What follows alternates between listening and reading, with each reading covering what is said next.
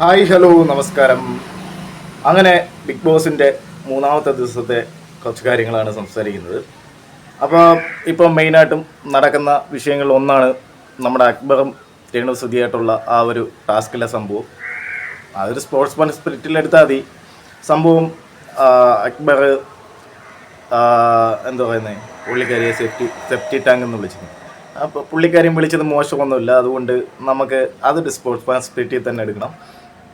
അത് കഴിഞ്ഞിട്ട് പിന്നുള്ള വിഷയം, ഒട്ടുമിക്ക ചാനലുകൾ രേണുസുതി ഒന്നും ചെയ്യുന്നില്ല എന്ന് പറയുന്നുണ്ട്. പക്ഷേ ബിഗ് ബോസിനകത്തുനിന്ന് വരുന്ന എല്ലാ കോണ്ടന്റും രേണുസുതി ആണ് ഇത്. അവർ കളിക്കുന്നില്ല എന്ന് തന്നെയാണ് പറയുന്നത്, പക്ഷേ കോണ്ടന്റ് അത് തന്നെയാണ്. പിന്നെ അവരുടെ വെളിയിലെ കാര്യങ്ങളൊക്കെ എന്ന് മുതലാണ് ബിഗ് ബോസ് പുറത്തെ കാര്യങ്ങൾ വീടിനകത്ത് ചർച്ച ചെയ്യാൻ വേണ്ടി ഒരു സ്പേസ് ഉണ്ടാക്കി കൊടുത്തതെന്ന് എനിക്ക് മനസ്സിലാവുന്നില്ല. അതും ഇനി കണ്ടന്റ് ആണ് ബിഗ് ബോസ് എന്ന് പറയുന്നത്, നമുക്ക് ആലോചിക്കാം. അതിപ്പോൾ അങ്ങനെ തന്നെ ചെയ്യൂ. അപ്പോൾ ആ രീതിയിൽ നോക്കുകയാണെങ്കിൽ രേണുസുതിയെ ശരിക്കും പറഞ്ഞാൽ എന്തെങ്കിലും ചെയ്യുന്ന, ഒന്നും മിണ്ടായിരുന്നിട്ട് പോലും 4 പേരിലേക്ക് ടോക്കൺ ഡൗൺ ആവുന്ന ഒരു കണ്ടസ്റ്റൻ്റ് തന്നെയാണ്. എന്തിനാണ് അവരെ ഇങ്ങനെ ടാർഗറ്റ് ചെയ്യുന്നത്? അവർ മിണ്ടിയിലെ പ്രശ്നം, ഇനി ചെയ്ത പ്രശ്നം, ചെയ്തില്ലേ പ്രശ്നം, മുള്ളിയ പ്രശ്നം, നിന്ന പ്രശ്നം, തുപ്പിയ പ്രശ്നം, പ്രശ്നമാണ്. രേണുസുതി എന്ന് പറഞ്ഞാൽ മൊത്തത്തിൽ പ്രശ്നമാണ്. പിന്നെ വേറൊരു യൂട്യൂബർ, നമ്മുടെ ഗോപ്രോ മച്ചാൻ എന്ന് പറയുന്ന ആ ചാനലിൽ ഞാൻ കണ്ടതാണ് 15 ലക്ഷം രൂപ തംബ്ലൈനൊക്കെ 15 ലക്ഷം 15 ലക്ഷം കണ്ട 15 കോടിയൊക്കെ. നിങ്ങൾ ഒരേ സമയം തന്നെ 2 ഈ ഡബിൾ ഡാഡി സിൻഡ്രം കണക്ക് ഗോപ്രോ മച്ചാൻ സംസാരിക്കരുത്.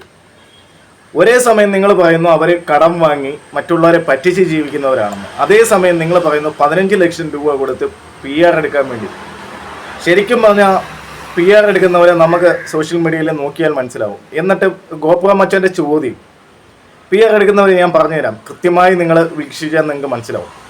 അപ്പോൾ ചാനലുകളെ വരെ PR എടുത്ത് വലിയ നമ്മൾ വിചാരിക്കാത്ത വമ്പൻ ചാനലുകളെയൊക്കെ PR എടുത്ത ടീംസ് വരെ ഉണ്ട്.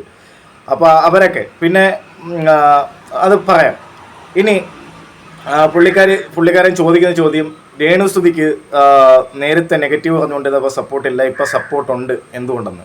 രേണുസുതിയെ നേരത്തെ ആൾക്കാർ സപ്പോർട്ട് ചെയ്യുന്നുണ്ടായിരുന്നു. രേണുസുതിക്ക് സപ്പോർട്ട് ചെയ്താലും ഇല്ലെങ്കിലും നിങ്ങളുടെ കഞ്ഞി കുടിക്ക് വേണ്ടി ഇത് കാണിക്കുമെന്ന് എല്ലാവർക്കും അറിയാം. പക്ഷേ അവർക്ക് ഇപ്പോൾ സപ്പോർട്ട് ആവശ്യമാണെന്ന് മനസ്സിലാക്കി അവരെ സൈബർ ബുള്ളി ചെയ്യുന്നുണ്ട്. നിങ്ങൾ കാരണം തന്നെയാണ്, ഗോപ്രോ മച്ചാനെ പോലെയുള്ള അലവലാദികൾ കാരണം തന്നെയാണ്.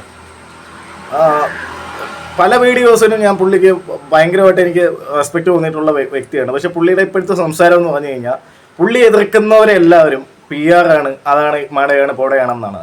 അപ്പോൾ ഇപ്പോൾ രേണുസുതിയെ എന്താ പറയുക, സപ്പോർട്ട് ചെയ്യുന്നവർ എന്തുകൊണ്ട് വന്നു എന്ന് ചോദിച്ചു കഴിഞ്ഞാൽ സ്വാഭാവികമായിട്ടും അവരെ സൈബർ ബുള്ളി ചെയ്യുന്നത് കണ്ടിട്ട് അവർ ജയിക്കണമെന്ന് ആഗ്രഹമുണ്ട് ഉള്ള കുറച്ച് ആൾക്കാരുണ്ട്. അപ്പോൾ അവർ ബിഗ് ബോസിൽ സർവൈവ് ചെയ്യണം, അവർക്ക് എന്തെങ്കിലും കിട്ടണം എന്ന് കരുതിയവർ മാത്രമാണ് വന്നേക്കുന്നത്. അല്ലാതെ രേണുസുതിക്ക് ഒരു ഓളം വേണ്ട, തലയ്ക്കോളം വേണ്ട അവർക്ക് 15 ലക്ഷം രൂപ കൊടുത്തൊരു PR ഒക്കെ എടുക്കാൻ പറ്റുമെങ്കിൽ. അങ്ങനെ ഉണ്ടെങ്കിൽ അത് നിങ്ങൾ തെളിയിക്കണം, അത് മുന്നോട്ട് പോകണം. പിന്നെ നിങ്ങളുടെ കമൻറ്റ് ബോക്സ് ഞാൻ ശ്രദ്ധിച്ചു, എല്ലാത്തിനകത്തും ഒരു ഫേക്ക് ID അല്ല, ഒരാഴ്ച മുമ്പ് ഉണ്ടാക്കിയത്, 2 ആഴ്ച മുമ്പ് ഉണ്ടാക്കിയതല്ല, വർഷങ്ങൾ കൊണ്ട് ബിഗ് ബോസിൻ്റെ പ്രേക്ഷകർ തന്നെയാണ് അവിടെ കമൻറ്റ് ബോക്സ് വന്നിരിക്കുന്നത്, സംസാരിച്ചിരിക്കുന്നത്. അല്ലാതെ ഇന്നലെ പെറ്റ കുഞ്ഞുങ്ങളൊക്കെ ഉണ്ടായത് ഷാനവാസിന് വേണ്ടിയാണ്. ഷാനവാസിന് വേണ്ടി കുറേ ചാനലുകൾ സംസാരിക്കുന്നുണ്ട്. അങ്ങ് എന്ത് മാങ്ങ ചെയ്തിട്ടാന്ന് എനിക്കറിയില്ല. അനുമോളെ ഒരു കണ്ടന്റ് ഉണ്ടാക്കാൻ വേണ്ടി അനുമോളുടെ അടുത്ത് പോയിട്ട് അവരില്ലാത്തത് പറഞ്ഞ് മാനിപ്പുലേറ്റ് ചെയ്ത് ആ പുള്ളിക്കാരൻ കാണിച്ച പേരക്കൊക്കെ ഇപ്പോൾ ഷാനവാസ് മൈൻഡ് ഗെയിമറാണെന്നൊക്കെയാണ് ചില ചാനലൊക്കെ പറയുന്നത്. എന്തൊലക്കയുടെ മൂടാണ്. സീരിയസ് ആയിട്ടും പറയണോ, ഈ സീസണിൽ മൊത്തത്തിൽ പറഞ്ഞാൽ എന്തിനാ രേണുസുതിയെ മൊത്തം പറയുന്നത്? ഈ സീസണിലെ എല്ലാം വാഴകളാണ്, അത് അംഗീകരിക്കാൻ നിങ്ങൾ പഠിക്കുക. എല്ലാം വാഴകളാണ്. എനിക്ക് തോന്നുന്നു ഇച്ചിനെങ്കിലും ജെന്യൂനായിട്ടുള്ള ഇമോഷൻ, അത് അനുമോളെ കാണുന്നവർക്ക് അറിയുന്നവർക്ക് അറിയാം. ആ ജെന്യൂനായിട്ടുള്ള ഇമോഷൻ വന്ന അനുമോളുടെ ഭാഗത്ത് മാത്രമേ ഉള്ളൂ. ബാക്കിയെല്ലാം കണ്ടന്റിന് വേണ്ടി പേക്കൂത്ത് കാണിക്കുന്നതല്ലാതെ ഒരാൾ പോലും, ഒരു നല്ല കണ്ടസ്റ്റന്റ് പോലും ഞാൻ കണ്ടില്ല 1 മണിക്കൂർ പിടിച്ചിരുത്തി ഇത് ചെയ്തത്. നമ്മൾ സീസൺ 1, 5, 4, 3 കാര്യം ഞാൻ അത്ര കൂടുതൽ വീക്ഷിച്ചിട്ടുള്ള ആളല്ല. ആദ്യത്തെ വീക്കിലെ കാര്യം എനിക്കറിയില്ല. ഈ 3 സംഭവം എന്ന് പറഞ്ഞാൽ 2ാമത്തെ ദിവസം മുതൽ ജെന്യുവിൻ കണ്ടന്റ് തുടങ്ങി. സീസൺ 1 ഫസ്റ്റ് വീക്കിൽ തന്നെ നമ്മുടെ രഞ്ജിനി ഹരിദാസിൻ്റെ ഒരു ആർഗ്യുമെൻ്റ് വന്നു. അപ്പോൾ അവർ ഗെയിം ഹിന്ദിയിലോ മറ്റോ ഒക്കെ കണ്ടിട്ടുണ്ടായിരുന്നു. അപ്പോൾ ആ രീതിയിലുള്ള ആർഗ്യുമെന്റ് വന്നപ്പോൾ ഇവരെല്ലാവരും കൂടെ പൊതിഞ്ഞു. അതേ കണക്ക് സീസൺ 2 രജിത് സാറിന്റെ സീസണിൽ രണ്ടാമത്തെ ദിവസം മുതൽ രജിത് സാറിനെതിരെയുള്ള ചില സ്റ്റേറ്റ്മെന്റുകളാണ്, സ്ത്രീവിരുദ്ധമായ ചില സ്റ്റേറ്റ്മെന്റുകൾ വന്നപ്പോൾ അത് ജെന്യൂനായിട്ടുള്ള റിയൽ ഇമോഷൻസ് ആണ് പലരും ഇത് ചെയ്തത്. അതേ കണക്ക് തന്നെ തേർഡിലെ ഈ പറഞ്ഞ കണക്ക് എനിക്കറിയില്ല, 4th സീസണിൽ നിങ്ങൾക്ക് വ്യക്തമായിട്ട് അറിയാം രണ്ടാമത്തെ ദിവസം പവർ ടാസ്ക് മുതൽ തുടങ്ങുവാണ് കണ്ടന്റ്. അതെല്ലാം ജെന്യൂനായിരുന്നു, ജെന്യൂൻ ഫീലിംഗ്. അത് ജാസ്മിൻ മൂസയൊക്കെ ഇതാവുന്നു. പിന്നെ അഖിൽമാരെ ടാർഗറ്റ് ചെയ്ത് വന്ന ഒരു രണ്ടാമത്തെ ദിവസം മുതൽ അഖിൽമാരെതിരെയുള്ള അറ്റാക്ക് തുടങ്ങി. അത് ആ സംഭവം തുടങ്ങുന്നത് അഖിൽമാരെ വെളിയിൽ പറഞ്ഞൊരു സ്റ്റേറ്റ്മെന്റ് മുതൽ തുടങ്ങുവാണ്. അപ്പോൾ ഇതെല്ലാം ജെന്യൂനായിട്ടുള്ള ഒരു സീസൺ ആയിരുന്നു. ഇത് പക്ക ബോർ എന്ന് പറഞ്ഞാൽ പക്ക ബോർ. 6ൽ ഏകദേശം പകുതി വരുന്നിടം വരെ ഒരു ജെന്യൂനായിട്ടുള്ള ആൾക്കാരെ നമ്മൾ കണ്ടിട്ടില്ല. മേക്ക് ചെയ്യുന്നത് അല്ലെങ്കിൽ ഇതേക്കണക്ക് പട്ടി ഷോ കാണിക്കുന്നവരെ മാത്രമേ, അനീഷിനെ പോലുള്ള പട്ടി ഷോ കാണിക്കുന്നവരെ മാത്രമേ നമ്മൾ അതിനകത്ത് കണ്ടിട്ടുള്ളൂ. അന്ന് ആദ്യം റോക്കി, സിജോ എന്തായിരുന്നു, എല്ലാം ഡ്രാമയായിരുന്നു. പ്രശ്നം ഉണ്ടാക്കാൻ വേണ്ടി വന്ന് ഡ്രാമ കളിക്കുന്ന കണക്ക് കുറേ സംഭവമായിരുന്നു. പക്ഷെ ഒരു എന്താ പറയുക 15-52 ഒക്കെ ആയപ്പോഴത്തേന് ഒരു 50 ദിവസമൊക്കെ കഴിഞ്ഞിട്ടാണ് ബിഗ് ബോസ് സീസൺ 6 ഒരു ജെന്യൂനായിട്ടുള്ള കണ്ടന്റുകളൊക്കെ വന്നത്. അതുവരെ ജാസ്മിനെ കൊണ്ടൊക്കെ ഇങ്ങനെ ഓട്ടിച്ചു പോയി. ജാസ്മിൻ ഗബ്രി എന്ന് പറയുന്ന ആ ഒരു സബ്ജക്റ്റിലൂടെ ഓട്ടിച്ചു പോയെന്നല്ലാതെ നിങ്ങൾ പൊതുവെ എല്ലാവരും പറയുന്ന പ്രേക്ഷകരായാലും അല്ലെങ്കിൽ ഇത് കണ്ടവരായാലും അല്ലെങ്കിൽ ഇതിനെപ്പറ്റി റിവ്യൂ ഇട്ടവരായാലും എല്ലാവരും പറയുന്നത് ആ സീസൺ ജെന്യൂനായിട്ടുള്ള കണ്ടന്റുകൾ വളരെ കുറവായിരുന്നു. അതിനുശേഷം പിന്നെയുള്ള ഈ ഒരു സീസൺ എടുത്തു കഴിഞ്ഞാൽ ഒറ്റൊരുത്താൻ പോലും ഇല്ല.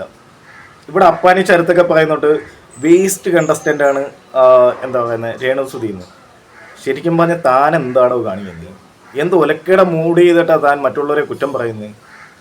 വെളിയിൽ അവർക്ക് നെഗറ്റീവ് ആയതുകൊണ്ട് അകത്ത് പോയി ഇവരെ ടാർഗറ്റ് ചെയ്ത് ഇത് ചെയ്യാന്ന്. എന്നാൽ ടാർഗറ്റെങ്കിലും ചെയ്യുന്നേ, നീ ടാർഗറ്റ് ചെയ്യ്, കോർണർ ചെയ്യ്, അപ്പോൾ ജെന്യൂനായിട്ട് കണ്ടന്റ് വരുമല്ലോ. പക്ഷെ അതും ചെയ്യുന്നില്ല, അതിന് ചങ്കുറപ്പില്ല. അപ്പോൾ പറയുന്നത് എൻ്റെ മാമിയുടെ വരുമോനാണ്, പണ്ടെൻ്റെ കൂടെ ജോലിക്ക് വന്നിട്ടുള്ള ആളാണ് എന്നൊക്കെ പറഞ്ഞിട്ട് ഒഴിഞ്ഞു മാറുവാണ്. ടാർഗറ്റ് ചെയ്യുമെങ്കിൽ ടാർഗറ്റ് ചെയ്യണം, അപ്പുറത്തും ഇപ്പുറത്തും ഇല്ല. ശരിക്കും പറഞ്ഞാൽ ഞാൻ ഇതുവരെ ഒരു സീസണിലും ഈ ആണുങ്ങൾ വന്നിരുന്ന നുണ പറയുന്നത് ഞാൻ കണ്ടിട്ടില്ല. വളരെ ചുരുക്കമേ ഞാൻ കണ്ടിട്ടുള്ളൂ. അപ്പുറത്ത് പോയി കൊതി നുണയും പറയൂ. ആ ഒരു ഇനത്തിൽപ്പെട്ട ആൾക്കാരാണ് ഈ ഷാനവാസ്, അതേ കണക്ക് അപ്പാനി ശരത്ത്, അതേ കണക്ക് വേറെടുത്തുള്ള ഒരു മുടിയുള്ളവൻ. ഇവന്മാര് അതിനകത്ത് നിങ്ങൾ നോക്കിയാൽ മതി. അപ്പാനി ശരത്തിൻ്റെ കാര്യം ഞാൻ ശ്രദ്ധിച്ചിട്ടില്ല. ഷാനവാസിൻ്റെയൊക്കെ പക്ക പി ആർ എന്നുള്ള കാര്യം വ്യക്തമായിട്ടുള്ളത്. പിന്നെ ആര്യൻ എന്തോ ഒലക്ക ചെയ്തിട്ടാന്ന് എനിക്ക് അറിഞ്ഞൂടാ, നല്ല പി ആർ വർക്ക് കിടക്കുന്നുണ്ട്. ഫുള്ള് പുതിയ ഐഡിയന്ന് വന്ന് ഇത് ചെയ്യുന്നുണ്ട്. അപ്പം ഇങ്ങനെയുള്ള എന്താ പറയുന്നത്. പിന്നെ ഒരു മുടിയുള്ള വേറെ ആളുണ്ടല്ലോ, ആൾക്ക് വേണ്ടി വ്യാപകമായിട്ട് പി ആർ വർക്ക് കിടക്കുന്നുണ്ട്. ഇതൊന്നും പി ആർ വർക്ക് റിയലി ഉള്ള കാര്യങ്ങൾ ഇവർക്ക് വിളിച്ചു പറയാനുള്ള നട്ടലില്ല. പിന്നെ സമ്മർ ബ്രോയൊക്കെ വന്നിരുന്നിട്ട് ഞാൻ ജെന്യൂനായിട്ട് ഞാൻ ഇത്രയും സീസൺ കണ്ടിട്ടുള്ളത് ഈ സമ്മർ ബ്രോ ഇത്രയും മോശമായിട്ട് റിവ്യൂ പറയുന്ന, അല്ലെങ്കിൽ ഒരു എന്താ പറയുന്നത്, ഷാനവാസൊക്കെ അകത്ത് ശശിയായിക്കൊണ്ടിരിക്കുവാണ്. ആ ശശിയായിരിക്കുന്ന ആൾ മൈൻഡ് ഗെയിമറാണെന്നാണ് പറയുന്നത്. ഓരോ സ്ഥലത്ത് പോയി പ്രശ്നം ഉണ്ടാക്കി, മാനിപ്പുലേറ്റ് ചെയ്ത് പ്രശ്നം ഉണ്ടാക്കിയിട്ട് അവിടുന്ന് ശശിയായി. ഇയാൾ ശശിയാണെന്നുള്ള കാര്യം ആ വീട്ടിലുള്ളവർക്കേ മനസ്സിലായി. എത്ര പേര് പറയുന്നു നീ ഇതിനകത്ത് രുദ്രേട്ടൻ കളിക്ക് വന്നു നാറി എന്നൊക്കെ ഉള്ള അർത്ഥത്തിലൊക്കെ അവർ സംസാരിക്കുന്നുണ്ട്. അപ്പം എന്താ പറയുന്നത്, ഷാനവാസിൻ്റെയൊക്കെ കയ്യിൽ നിന്ന് പോയി. അവർ ജെന്യൂനായിട്ടുള്ള ഒരു കണ്ടന്റ് ഉണ്ടാക്കാൻ വേണ്ടി അല്ലെങ്കിൽ ജെന്യൂനായിട്ടുള്ളൊരു ഇഷ്യൂ ക്രിയേറ്റ് ചെയ്യാൻ വേണ്ടി ഇതുവരെ ഈ സീസൺ കഴിഞ്ഞിട്ടില്ല. അപ്പോൾ അത് രേണുസുതി മാത്രം ആക്റ്റീവ് അല്ല, രേണുസുതി മാത്രം ഇത് ചെയ്യുന്നില്ല. എനിക്ക് തോന്നിയിട്ടുള്ള കാര്യം ഞാൻ പറയാം.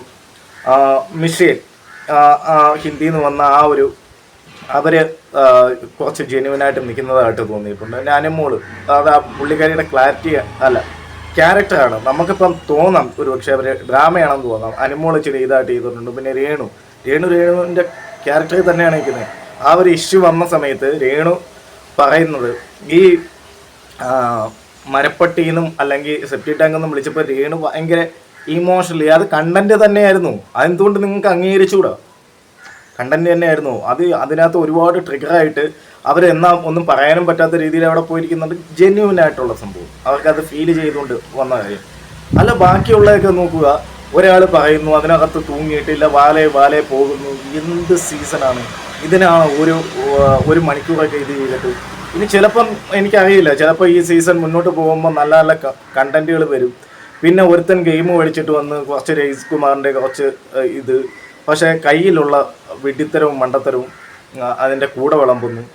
ആ, ശരിക്കും റോബിനൊക്കെ ആദ്യം പറഞ്ഞത് നല്ല പ്രോപ്പർ മണ്ടത്തരങ്ങളാണ്.